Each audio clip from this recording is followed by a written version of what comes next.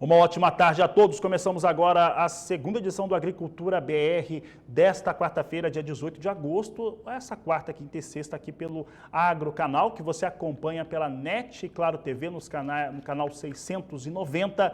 Também você acompanha pelas antenas parabólicas no sistema digital, pelo portal sba1.com e a partir deste momento está linkada conosco aqui a TV Imaculada, levando a Agricultura BR em sinal aberto para todo o estado do Mato Grosso do Sul. Sejam todos bem-vindos. E por aqui eu começo o programa falando a respeito da valorização da soja, mas, para ser mais preciso, da alta do preço da soja, que teve 47% de elevação no acumulado do ano. É o que nós vamos ver na reportagem de Mauro Andrade. O preço da soja praticamente dobrou no estado do Paraná em pouco mais de um ano e vem apresentando curva de crescimento ascendente na última década. As exportações também estão em ritmo acelerado de crescimento.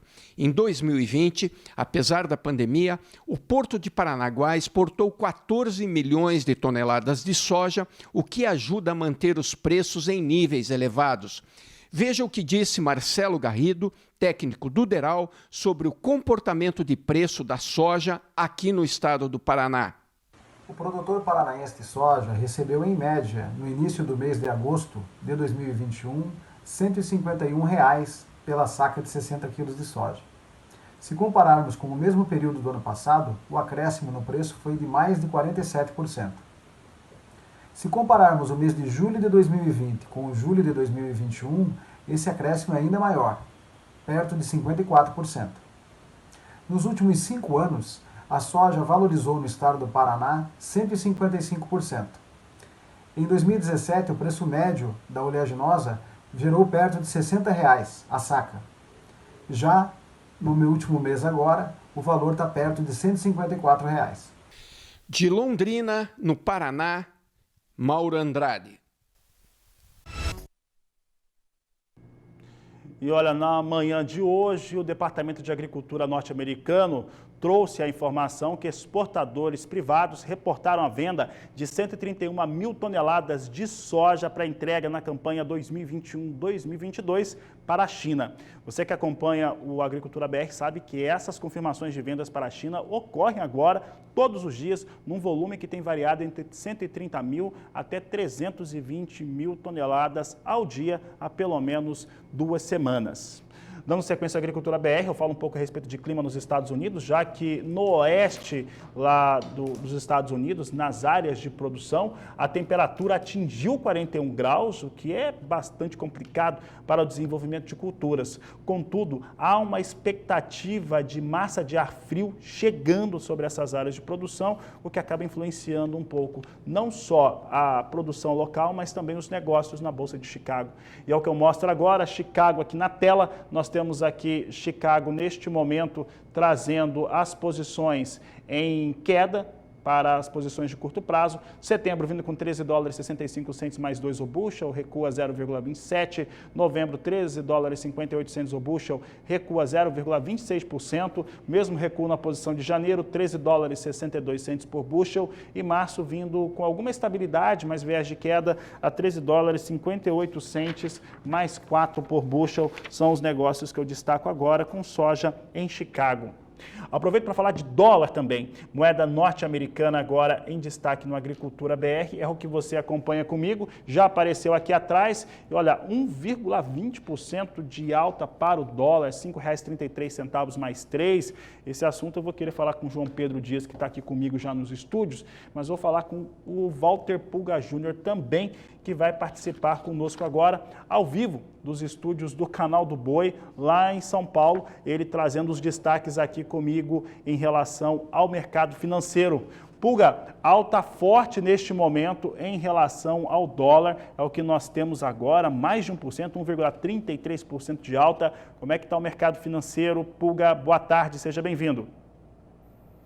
Boa tarde a você, boa tarde a todos. Olha, o mercado financeiro oscila, mas tem um forte movimento de alta para o dólar agora. Isso é consequência, entre outros fatores, do adiamento da votação no Congresso na Câmara Federal do novo imposto de renda. Não há um consenso em relação ao novo imposto de renda. Isso tem causado dificuldades para o governo e mostra que nós poderemos ter também mais dificuldades para equilibrar o orçamento da União. Ou seja, o orçamento fiscal está complicado, né? Bom, o cenário externo também é negativo para o que nós chamamos de ativos de risco, né?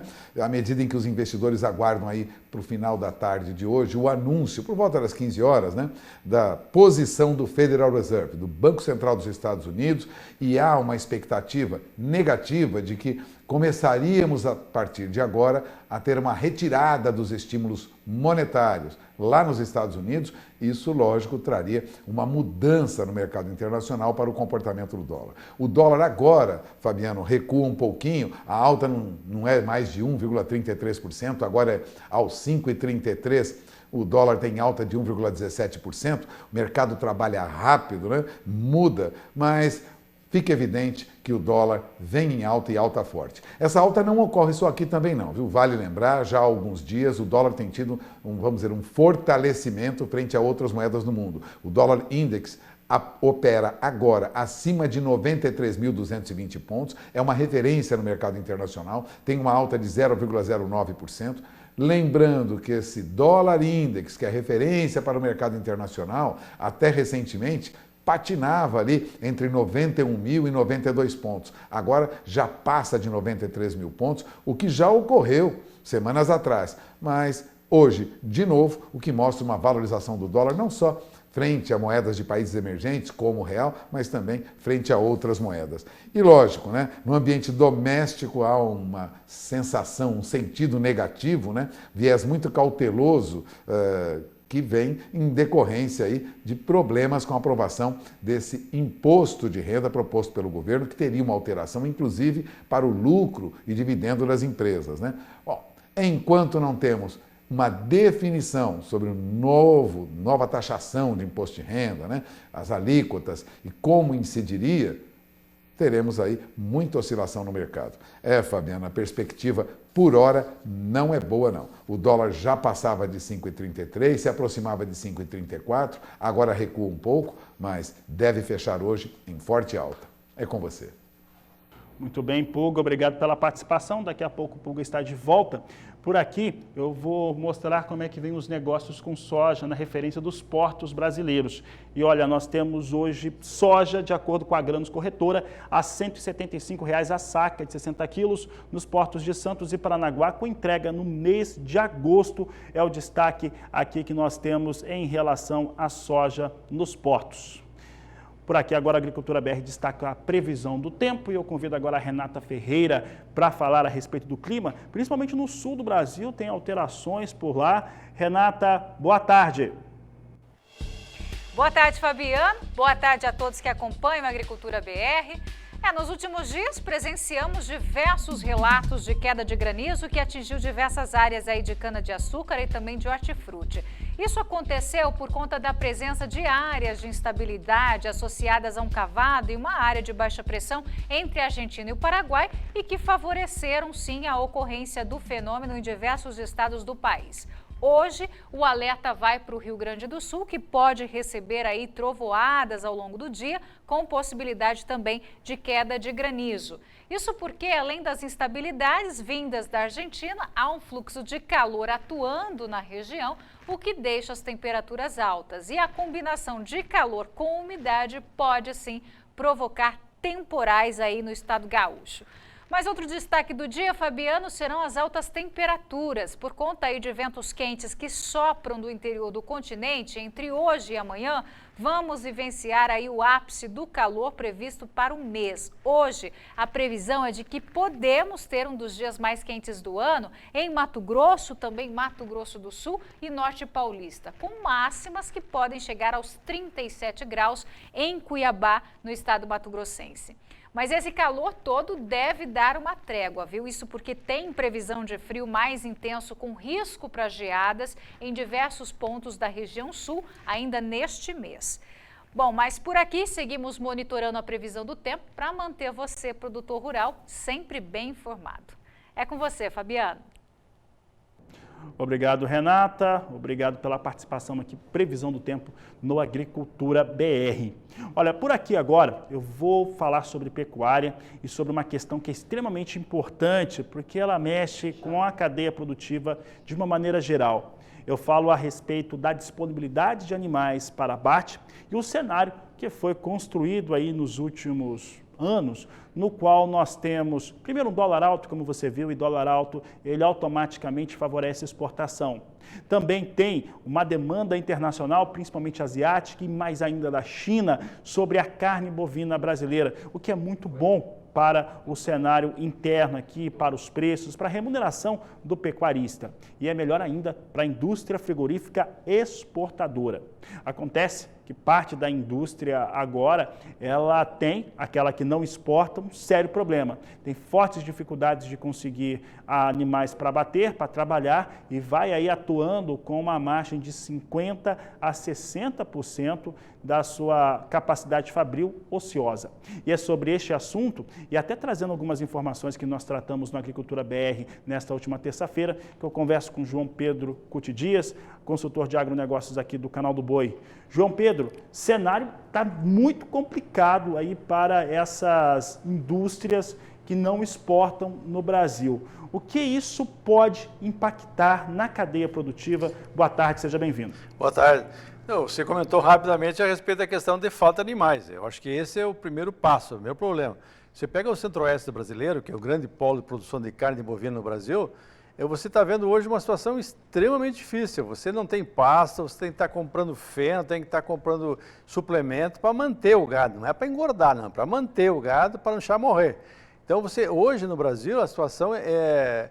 Você pega o Mato Grosso, em média divulgou os dados essa semana, mostrando o seguinte, que no primeiro 7 meses do ano, no Mato Grosso, aumentou 12% o abate de bovinos jovens, machos, até 24 meses, e caiu 21% o abate de novilha. Por quê? Porque o pecuarista está retendo as fêmeas, em função dos preços bons do bezerro, está retendo as fêmeas. O que está acontecendo? Os frigoríficos de que atendem ao mercado interno brasileiro estão com dificuldade, porque eles abatem, grande parte do abate deles é fêmea. Aí você vê uma situação complexa, a queda do poder de compra do brasileiro em função do desemprego, em função de uma série de atividades, a própria inflação que está pesando em alguns pontos, como transporte e outros setores, tirou o poder de compra do brasileiro. A Conab fala que o consumo de carne bovina no Brasil esse ano vai ficar em 25, 26 quilos por habitante ano. Nós chegamos a consumir 41 quilos. Não é que o cara deixou de gostar da carne bovina, faltou dinheiro no bolso para comprar. A dona de casa vai no supermercado, ela olha o preço dos cortes mais populares, capa de contrafilé, tal, 28, 29, 30 reais o quilo. E ela olha uma dúzia de ovo por 8, 7, 8 reais, uma dúzia de ovo dá para fazer 3 dias de mistura, leva ovo. Então nós estamos mudando o perfil de consumo de alimentos proteicos, não por questão de gosto, é por questão econômica. E você vê também a questão dos frigoríficos, eles não tendo matéria-prima, não tendo animais para abate, a ociosidade deles aumenta. E o custo fixo deles, não, ao contrário, aumenta também. Então, eles ficam numa situação extremamente complicada. E os bancos também devem ter dificuldade de operar também. O banco está analisando toda hora a situação dos seus clientes. Eles veem que eles vendendo a carcaça, ele não consegue repor o custo do animal que ele comprou.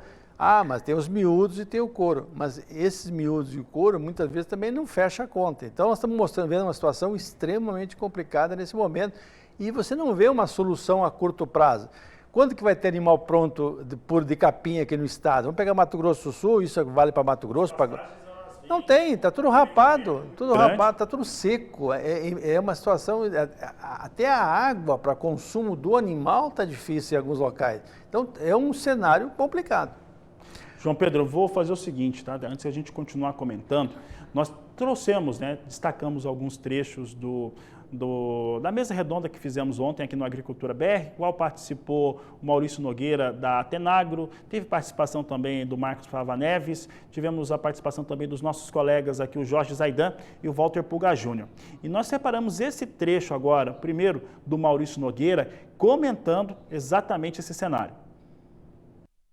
eles têm que competir num mercado que tem duas forças grandes atrapalhando a vida dos frigoríficos organizados. Primeiro é a compra, né, a demanda por matéria-prima, boi e vaca, que vão ser abatidos nos frigoríficos que exportam, né, e geralmente que também tem um posicionamento melhor nas prateleiras, então tem um acesso a um mercado mais privilegiado, então eles conseguem ter uma saúde para pagar mais pela matéria-prima que está em pouca oferta, né? Nós temos, os preços são explicados basicamente pela oferta de animais para abate, né? E você tem outra força atuando no mercado que é muito difícil da gente medir no curto prazo, que é a informalização.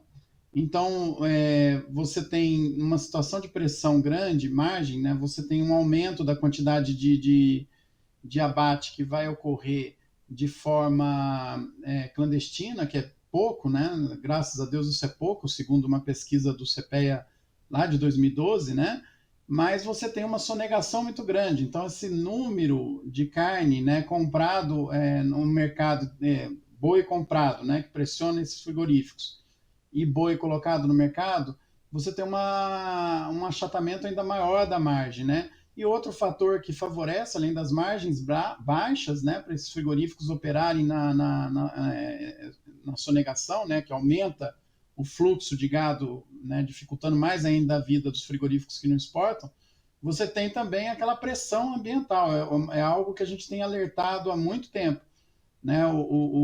Toda a pressão que ocorre hoje na pecuária de corte, ela é direcionada aos frigoríficos e produtores que trabalham na legalidade, né? Então, ao invés de eu ir atrás do ilegal, eu crio uma situação que favorece a ilegalidade, porque a gente pressiona quem está operando corretamente, quem está seguindo todas as regras, e acaba deixando fluir o mercado informal. Então, não é conversa, de fato, a situação para os frigoríficos, até mesmo os que exportam, né? Mas principalmente os que não exportam, ela está bem delicada no momento, Fabiano.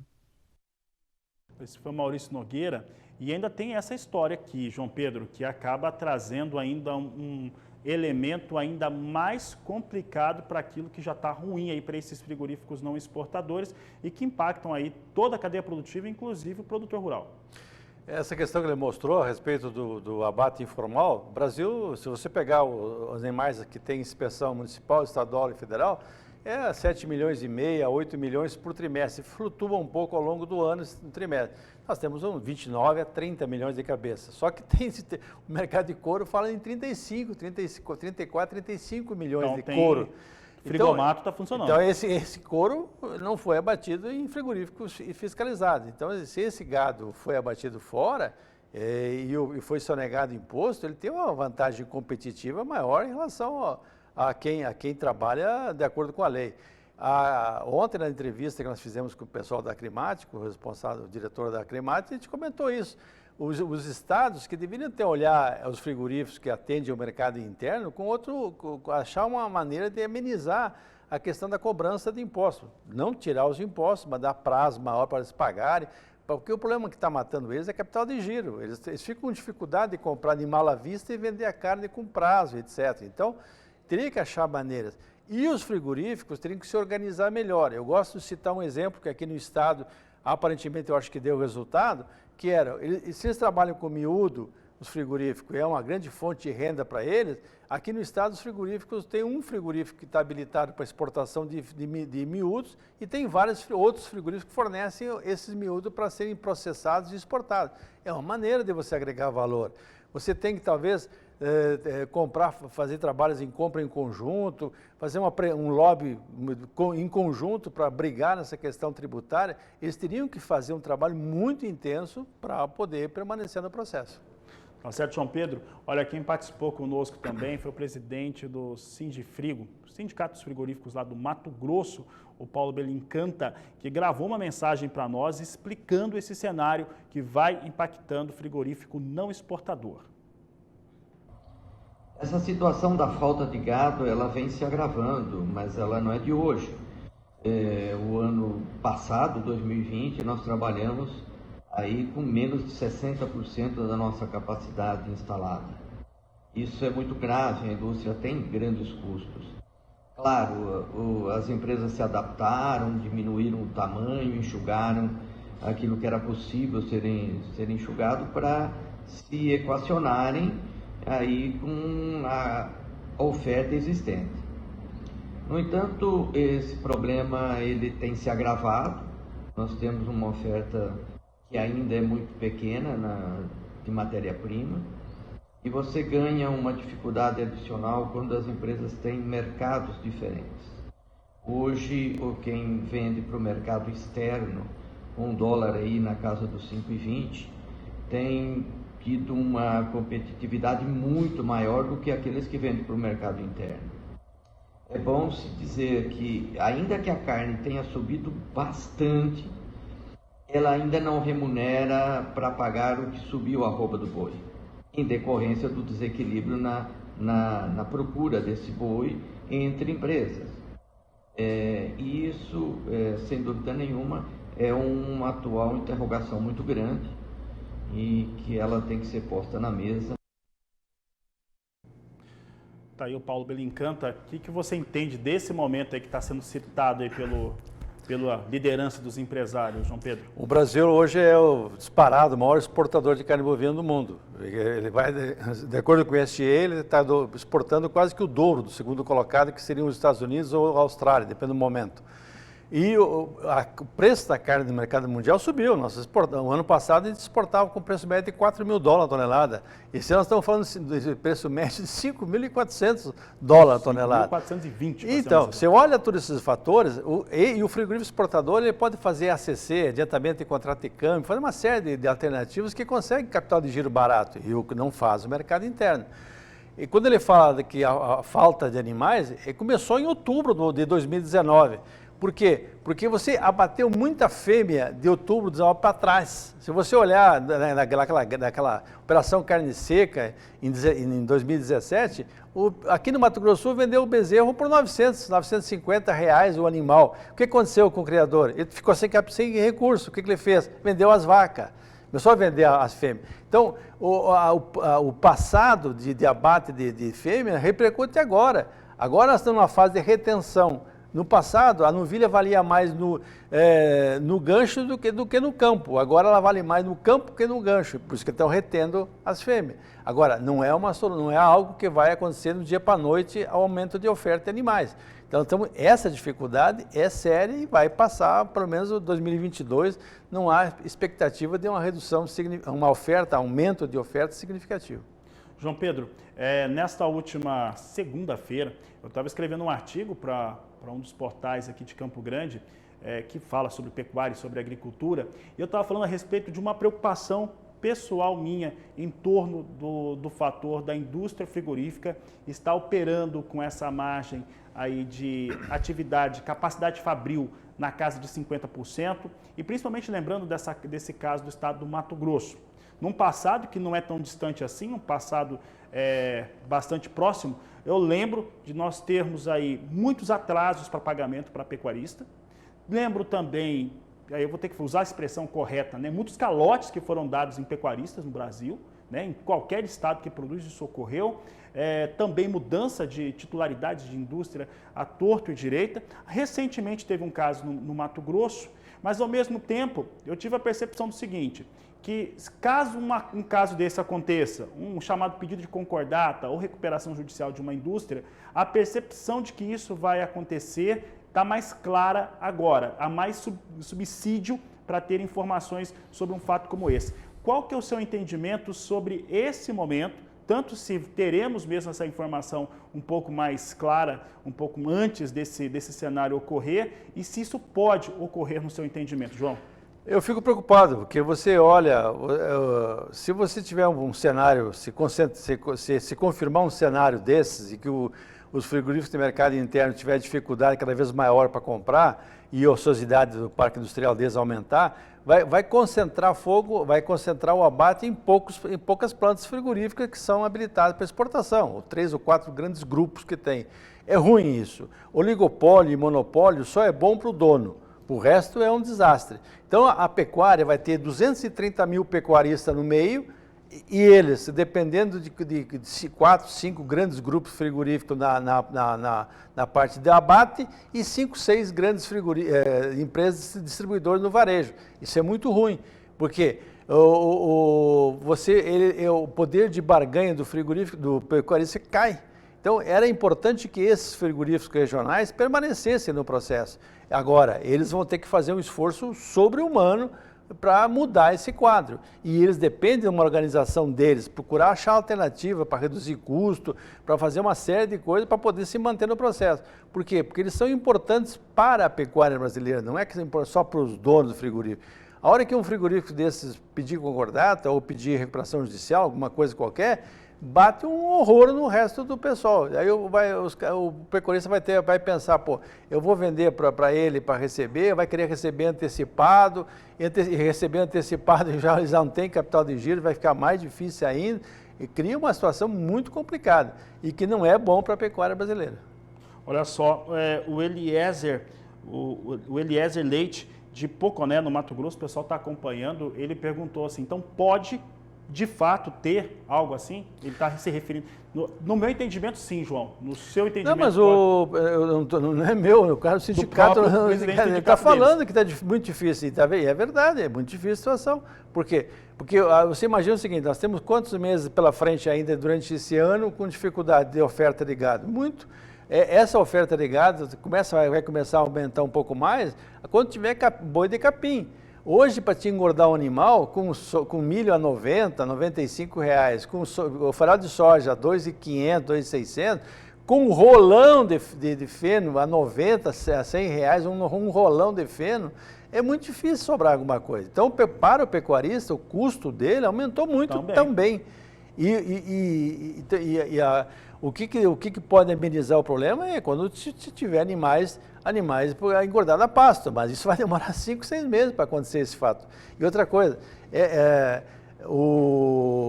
você agora o criador vai ter o rebanho dele, as vacas dele vão estar parindo. Nesse momento, a maior parte das fêmeas que ele tem na fazenda são animais que estão com um bezerro na barriga. Isso ele vai parir agora no segundo semestre. Então, ele vai ter condição de fazer da toca depois da estação de monta. Isso é quando que é? Em janeiro, fevereiro. Então, a partir daí, vai aumentar um pouco mais a oferta de animais de descarte de fêmeas, especialmente fêmeas. Macho não, macho vai acontecer a venda permanente, só que o pessoal dos frigoríficos exportadores tem um poder de fogo maior para poder comprar esse animal. E quando você olha os abates, você vê que o macho não vai cair o abate de macho. Você tem oferta de macho. Agora a fêmea cai em função da retenção de fêmea natural para repor aquelas fêmeas que foram abatidas. E outra coisa, rebanho brasileiro é um negócio o número que tem são números bastante díspares. Se você olhar o IBGE, fala em 215 milhões de cabeças no Brasil. Se você olhar o relatório da BIEC, dos portadores, fala que tem 175 milhões. Olha, a diferença que tem é quase o rebanho da Argentina. Tá certo. Olha, João Pedro, você vai continuar aqui conosco, eu vou ter que fazer um intervalo comercial, só para a gente ir para o intervalo, daqui a pouco vamos concluir esses pontos aqui em relação à pecuária e vamos falar de milho também aqui no Agricultura BR. Nós vamos para o intervalo e eu volto já. Estamos de volta, estamos falando de carne bovina e olha, para encerrar aqui essa questão da carne bovina, também dessa questão que vai impactando o frigorífico não exportador aqui no Brasil, nós perguntamos para o professor Marcos Fava Neves a respeito do momento que nós temos. Como nós dissemos há pouco aqui no Agricultura BR, nós temos um preço de tonelada de carne bovina exportada pela indústria frigorífica exportadora em 5.420, 5.427 dólares a tonelada em média. E esses valores, eles vão sendo garantidos por uma demanda principalmente da Ásia e, mais importante ainda, da China, que tem equilibrado o mercado, mesmo com uma recuperação do plantel de carnes de suínos e, consequentemente, da oferta de carne suína, que caiu o preço, de acordo com o site de informações lá da China. Nós perguntamos para o professor Marcos Fava Neves qual que é a avaliação dele deste momento do mercado e ele respondeu. Em relação à carne bovina, as importações têm sido muito boas, principalmente por esse fenômeno asiático, né, que beneficiou demais a cadeia produtiva aqui no Brasil. E com a recuperação da economia brasileira, a volta mais forte dos restaurantes, nós devemos ter melhores notícias no mercado interno agora nesse segundo semestre. A China está certo que está recompondo lá a sua produção de suínos, né? Mas eu acho que a carne bovina é um outro momento de consumo, um momento mais nobre, mais de presente, de restaurante, né? De especiaria, vamos dizer assim. Então eu não sei se esse aumento da produção de suínos lá poderia afetar essa demanda do chinês por um produto diferenciado como tem sido essa carne bovina brasileira colocada lá na China. Então eu estou muito otimista com isso, né? Os preços têm sido bons, a renda trazida para o Brasil muito boa. Nós estamos com um problema lógico aí de escassez de oferta, problema grave de pasto, né, com essa seca. Então isso tudo me leva a crer que os preços na bovinocultura se manterão elevados, tá? Porque o consumo está forte e nós temos problema de oferta. Tem uma palavra que o professor João Pedro, ele colocou ali, o Fava Neves, e que eu vou usar agora. Ele fala sobre, no consumo lá fora, na Ásia principalmente, carne bovina ser vista como uma especiaria. E muita gente experimentou e gostou, e me parece que não vai abrir mão, porque o preço da carne suína já caiu desde o mês passado lá na China, e eles continuam importando no mesmo volume, inclusive aqui do Brasil, porque a Argentina estava fora do mercado, ainda é um volume maior aqui do Brasil. João Pedro, aqui no país, para encerrarmos aqui a nossa entrevista, nós temos um problema também inflacionário. É claro que a carne bovina valorizou, não há dúvida. O mercado internacional mostra, é um produto que vale mais e é uma especiaria. Mas há um processo inflacionário também muito sério que impacta a pecuarista, que impacta a indústria e, de certo modo, o varejo também, principalmente o consumidor aqui no Brasil. A inflação é o pior imposto que existe, porque depois de estar dinheiro no teu bolso, o governo tira o valor dele. À medida que você tem inflação, você perde o poder aquisitivo. Hoje, 80% da carne brasileira vai para os países asiáticos do Brasil. Não só a China, Hong Kong, a Tailândia, Malásia e outros países que a nossa ministra conseguiu reabrir mercado, são grandes compradores. Então, hoje, essa demanda é firme. E tem uma vantagem também, é que não tem oferta também no mercado mundial. A Austrália vem de uma situação extremamente difícil de clima, seca, enchente, incêndio, tudo que é coisa ruim aconteceu lá. Eles estão numa fase de retenção de oferta também para reposição do rebanho. A Argentina enfrenta um populismo dos peronistas lá com dificuldades também na Argentina. Sobra quem? Sobra o Brasil, o Uruguai, um bom país, tá, mas é pequeno, o Paraguai e também os Estados Unidos, que é um grande exportador, mas também é um grande importador. Ele está importando. Hoje o crescimento das exportações brasileiras para os Estados Unidos é muito grande, é mais de 100% ao ano. Por quê? Porque a nossa carne é boa para eles fazer hambúrguer, fazer carne moída. Figura já o Brasil entre os maiores fornecedores. Então, aliás, os Estados Unidos já figura como um dos maiores importadores. É o terceiro maior importador, só perde para Hong Kong e a China continental. Então, esse é o cenário internacional. Então, você vê, e o Brasil com a situação política, com o câmbio acima de 5,20, 5,30, fica fácil exportar. Tá certo, João Pedro, quero agradecer a sua participação aqui no Agricultura BR. Uma boa tarde a você, um grande abraço. Obrigado, bom trabalho. Tá certo, João Pedro volta durante a nossa programação, principalmente no programa Mais Pecuária, com Jorge Zaidan. Por aqui o Agricultura BR vai para o intervalo comercial. Daqui a pouco eu volto e nós vamos falar de milho e você vai entender por que o deputado federal Evair de Mello acredita que o país não estava, a cadeia produtiva não estava preparada para uma escassez de milho neste momento. É o que você vai ver daqui a pouco, depois do intervalo.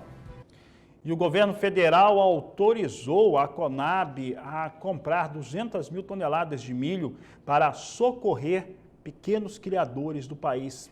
Sobre este assunto, eu converso agora com Walter Pulga Júnior, que volta aqui ao programa. Pulga, essa é uma medida importante no momento em que há completa falta, escassez do cereal no Brasil.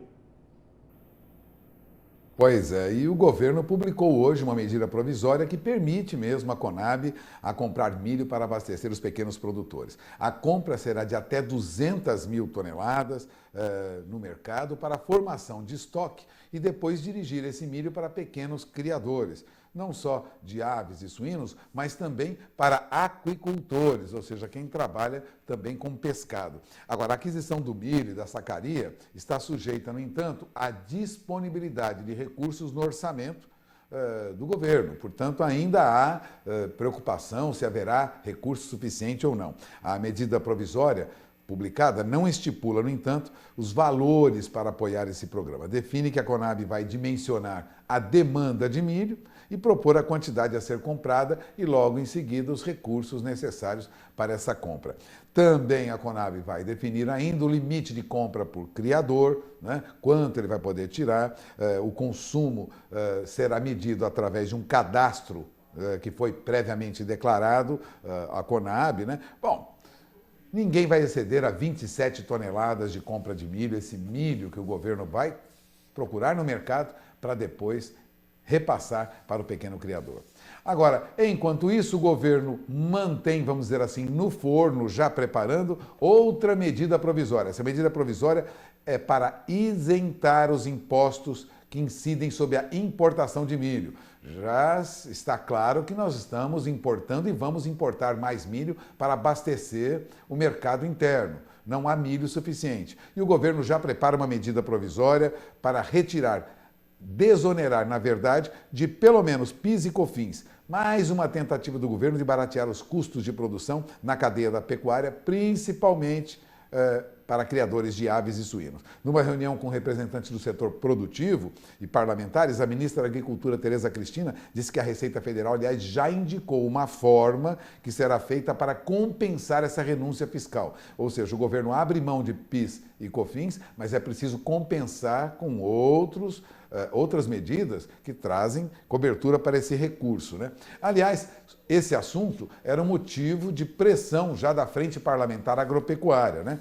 Bom, o Brasil de fato não estava preparado para a queda tão acentuada na produção de milho e para as altas dos preços no mercado internacional. E como é necessário importar milho para abastecer o mercado interno, uma alternativa é mesmo a redução de impostos para baratear os custos.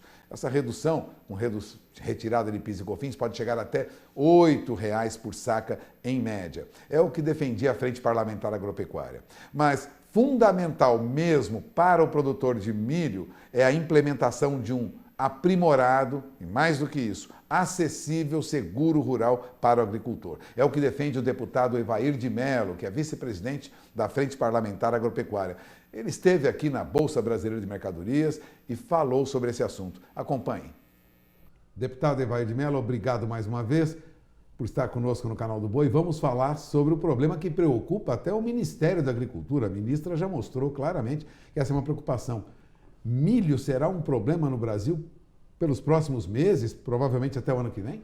Olha, nós não estávamos preparados para os desafios que o milho está enfrentando nesse momento, né? Por uma combinação de fatores, naturalmente, né? O Brasil, a safra foi até razoável, né? Na safra, a safrinha não, né? Mas a safra foi boa.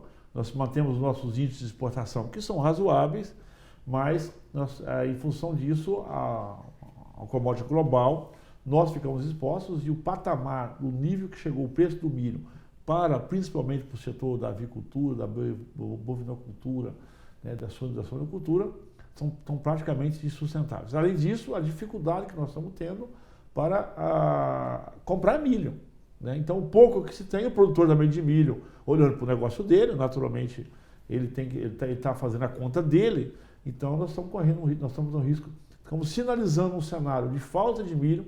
Durante alguns dias agora não tinha milho disponível para comprar no mercado e estamos trabalhando com a hipótese, naturalmente, de importação de milho, para que não vamos desabastecer o setor de proteína animal. E claro, embora em algumas não seja na totalidade, mas algumas regiões também sofreram com a seca, né, e com essa frente fria muito intensa agora. Então nós vamos ter um desequilíbrio, sim, já estamos tendo, os preços puxaram demais, o produtor não consegue, o produtor da outra ponta, né, que é o de suínos, da avicultura, de corte, postura e da de proteína animal, ele não consegue fazer esse repasse para o seu produto.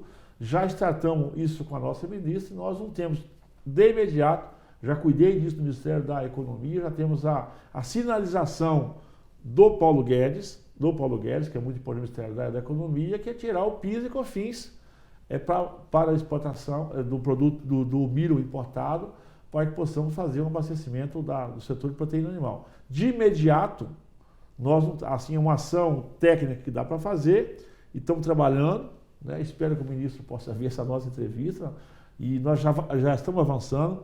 O ministro deu essa sinalização que efetivamente pode então construir a equipe econômica, em função de um período aí, né, um período limitado, 90, 120 dias, retirarmos o PIS e COFINS do milho, para que possamos... O que isso significa? Talvez 8 até 10 reais por saca de milho, para que possamos abastecer o mercado interno, principalmente o mercado de proteína animal. Então, seca, né, o frio intenso, o mercado externo muito comprador, embora dê uma desaquecida nos últimos dias, o mercado comprador, mas o milho realmente, nessa combinação, virou um problema para o país, e que nós vamos encontrar na economia e na política uma solução para que possamos ficar todo mundo de pé e passar para a transição. Queremos que o produtor de milho seja remunerado, é um direito dele, né, ele ser remunerado porque é a atividade econômica dele. A agricultura é negócio a céu aberto, a agricultura não tem contra-cheque, então ele precisa ser remunerado, mas do outro lado também o governo precisa de construir um ambiente para que possamos dar sobrevida ao setor, principalmente de proteína animal. Vamos falar um pouco sobre proteção do produtor para situações como essa. O seguro rural está avançando no Brasil? Como o senhor, na Frente Parlamentar Agropecuária, vê a utilização do seguro agrícola no campo? A agricultura brasileira não vai dar um passo à frente se nós não aperfeiçoarmos e ampliarmos a ferramenta do seguro. O seguro não é só do custeio que você pegou do investimento, como o seguro de renda. Nós temos que fazer esse passo importante. Temos um debate muito forte junto ao Ministério da Agricultura, junto com o Banco Central, o Ministério da Economia, para que possamos aperfeiçoar as modelagens. Como está hoje, ele não dá a resposta que nós precisamos, mas ele é o caminho. Não há sustentabilidade econômica da agricultura brasileira se nós não aperfeiçoarmos a ferramenta de seguro para custear os danos e, naturalmente, a frustração de safra, as receitas futuras. Nós estamos salvando aí, temos em torno de 1 bi que nós temos aí aportando com o seguro. Nosso sonho é ampliar esse valor, mas modernizar essa ferramenta. Claro, estamos criando um ambiente para poder integrar a todos. Porque você imagina as garantias das entregas futuras, a frustração de safra, a frustração de receita. E precisamos de dinheiro mais barato. Nós criamos o FIAGRO agora, até registrar aqui, o deputado Arnaldo Jardim foi um dos mentores, o líder do FIAGRO, que é trazer dinheiro novo para investimento na agricultura brasileira. Nós criamos a Lei do Agro para modernizar as ferramentas de crédito, de facilitação, de segurança jurídica para o setor do agro. Mas nós somos convencidos que se o recurso público nosso, nós aportarmos mais na ferramenta para pagar o seguro, o agricultor, uma vez com a carta de seguro na mão, ele vai conseguir trazer dinheiro novo do mercado privado mais barato, porque naturalmente todo mundo quer emprestar dinheiro para quem tem seguro. Por que o dinheiro é caro? Porque você não tem garantia. Se você vai emprestar para quem não tem garantia, naturalmente o juro, o custo é muito mais alto. Então, se nós investirmos numa ferramenta de seguro e darmos o seguro para o produtor e ele possa ter seguro também, então o recurso da agricultura não vai ficar limitado só ao recurso do Plano Safra, né? Não vai ficar limitado, vai trazer dinheiro novo. Ele vai pegar o seguro e ele vai para o mercado privado. E essa ferramenta, feita com os grandes produtores, eles naturalmente têm uma capacidade gerencial com o seguro de captar dinheiro novo, vai sobrar dinheiro do Plano Safra para os pequenos agricultores. Então, a sustentabilidade da agricultura brasileira num todo, principalmente para os pequenos agricultores e médios, o grande está nessa operação, mas já está um pouco mais avançado, é nós aperfeiçoarmos e qualificarmos e conseguirmos fazer avançar a ferramenta do seguro rural. O seguro do custeio e investimento que você pegou, mas naturalmente uma garantia também de renda de uma frustração de safra ou do intempério como essa. Bom, você acaba de ouvir o deputado Evair de Mello, vice-presidente da Frente Parlamentar Agropecuária. De olho no seguro rural, Walter Puga Júnior, de São Paulo. Tá, informações, a entrevista com o deputado Evair de Mello. Daqui a pouco nós vamos falar sobre a quebra na safra de milho no estado de São Paulo também. Aproveite para entrar em contato conosco, você entra em contato através do nosso WhatsApp 67991733737. Eu volto já. E levantamento divulgado recentemente pela Conab, no seu 11º levantamento, mostra a quebra da safra de milho no estado de São Paulo pós as geadas. É o que você vai conferir na reportagem de Gustavo D'Angelo. Como se não bastasse a estiagem prolongada, as fortes geadas que atingiram o estado indicam perdas severas na cultura de milho segunda safra aqui em São Paulo. Em algumas situações, como principalmente nas regiões norte e noroeste do estado, foi identificada a perda total da lavoura. É o que aponta o 11º levantamento da safra de grãos 2020 e 2021, divulgado recentemente pela Conab. O milho segunda safra no estado de São Paulo, ele vem perdendo, a cada levantamento, ele vem apresentando redução. Em termos de produção, o milho segunda safra no estado de São Paulo está com uma produção estimada em 1.400.000 toneladas, uma quebra em relação à safra anterior em torno de 38,8%. Com relação à produtividade, até o presente momento, também ele está apresentando uma perda maior, uma perda de 41% em relação à safra passada. O que teve um lado favorável foi a área. A área do milho segunda safra no estado de São Paulo, ela representou um rápido crescimento, em torno de 3,6%. Estamos com uma área do milho segunda safra em torno de 550.000 hectares. Em São Paulo, o plantio de milho segunda safra ocorreu majoritariamente entre os meses de janeiro e março. Com isso, a maior parte do grão estava em fase de enchimento e maturação, quando foi alcançado pelas questões climáticas, no caso a estiagem e as geadas. Nas regiões onde o clima é mais frio e úmido, com ocorrência de neblina durante as noites, a perda de produtividade foi menor. Voltando à quebra, ela só não foi maior pela particularidade, pela característica positiva que temos aqui na região sul do estado de São Paulo e na região sudoeste do estado de São Paulo, onde nós temos a presença intensiva de plantio de milho segunda safra nos municípios de Assis, Pedrinhas Paulista, Ourinhos e Itapeva. Estes municípios, eles têm temperaturas mais amenas, eles têm temperaturas mais frias e à noite há uma presença de orvalho, há uma presença de neblina que facilita, que mantém a temperatura um pouco mais baixa e houve uma proteção desta maneira ao milho segunda safra. Porque se você olhar para o noroeste do estado e para o norte do estado, a perda foi praticamente de 100%.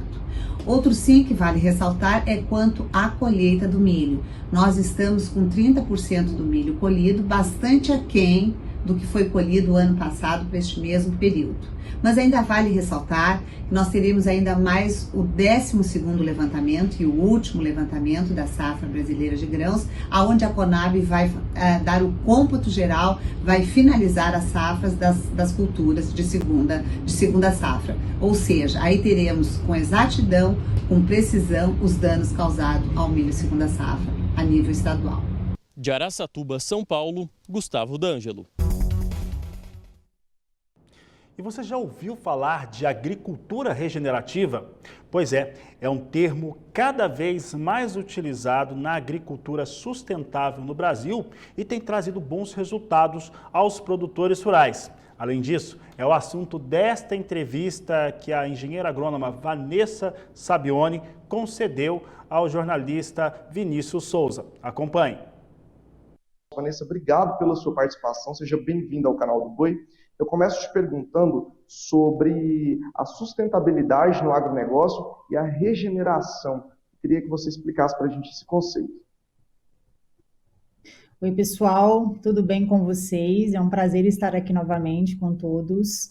E para falar de um assunto, né, que na imprensa, na mídia, é novo, mas que já sempre foi utilizado, né, no mercado, na produção agrícola, porque quando a gente fala de uma agricultura sustentável, regenerativa, é aquela agricultura que visa, né, voltar para o solo, voltar para o meio ambiente, também componentes que foram extraídos para ter a produção, né? Então, a agricultura regenerativa hoje é uma prática, né, que visa aí, são várias práticas que visam, né, você trazer de novo para o ecossistema aquilo que lhe foi tirado, gerando um ambiente de equilíbrio. Então, se eu vou aumentar a minha produtividade, por exemplo, na minha fazenda, eu posso pensar em práticas, né, que não vão aumentar o meu custo, mas que vão estar contribuindo para que o meu ecossistema se mantenha equilibrado, né, e não seja somente degradado para a produção de alimento, como por exemplo. Como que é essa contribuição para o agronegócio num contexto geral? A gente bate muito na tecla da sustentabilidade, agora vem a questão da regeneração dessas terras que estão sendo utilizadas. Como que isso pode contribuir para o agronegócio brasileiro?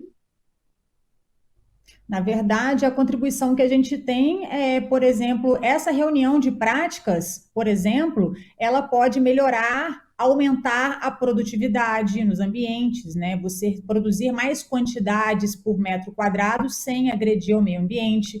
Você pode capturar o carbono e voltando com ele para o solo, né? Porque a planta ela extrai esse carbono para produzir os alimentos.